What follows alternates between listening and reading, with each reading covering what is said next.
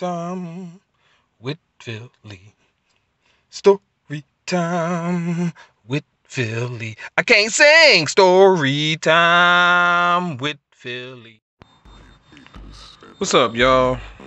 This Philly 2 Corpus, aka Old Man Gamer, aka Old Head Gamer, back with another story in my gaming adventures.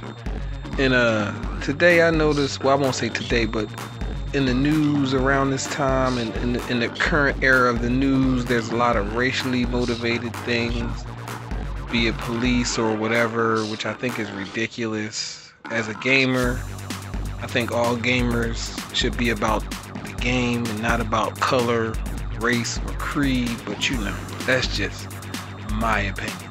But anyway, like I said, this is story time with Philly, story number 2, and ironically enough, this story is about gaming and race. It is Philly's first experience with PC gaming, and ironically my first racial experience too. Experiencing racism. But anyway, so the year was I want to say 1982. Let me see, I was 11, so yeah, the year was 1982. I was in the 6th grade. No, I was in the 5th grade.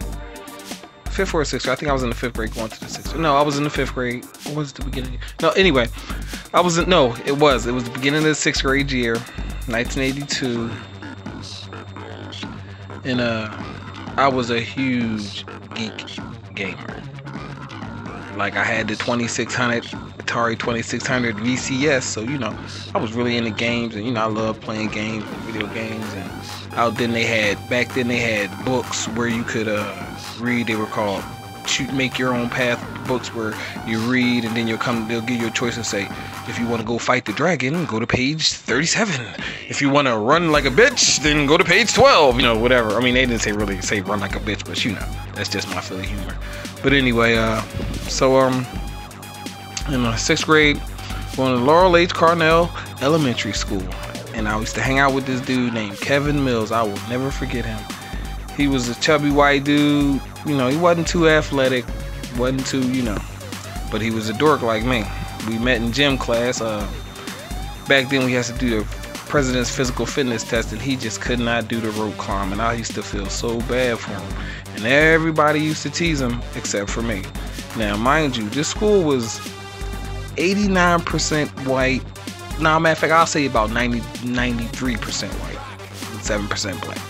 Which, at that time, color, it didn't really, you know, like, it wasn't really a thing with me. It's not now either, but, you know, it wasn't a thing with me, so, you know. And I had never experienced racism at that time, so I used to be a big dork. Now, me and Kevin one day got to talking about Dungeons and Dragons and all this stuff, and he was telling me about he plays this game on his computer, and I'm like, yo, whoa, you got a computer? Y'all must be rich. And he was like, yeah, we got a computer. We got a VIC-20. Picture here. And it was a pretty, you know, advanced computer for the times. It was a VIC-20. It was a predecessor to the Commodore 64. And on that game, on that computer, we played Zork. That's Z-O-R-K. Zork.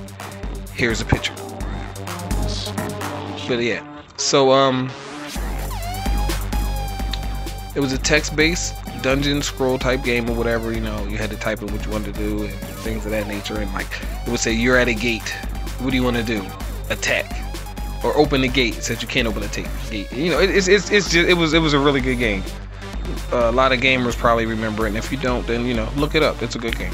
But anyway, so we're over his house playing the game in his basement or whatever, and his brother comes home and calls him upstairs, and they have a little conversation. 3 minutes later, Kev comes downstairs and was like, yeah, Philly, me and my brother, we're going to my grandma's house, so you know, he's gonna have to get ready to go. I'm like, okay, cool, no problem, you know, whatever, I'll holler at you later, you know, we'll talk later on the phone. I'll call you, you call me, whatever. So next day, go to school, kick it at school, recess, hanging out and all that stuff.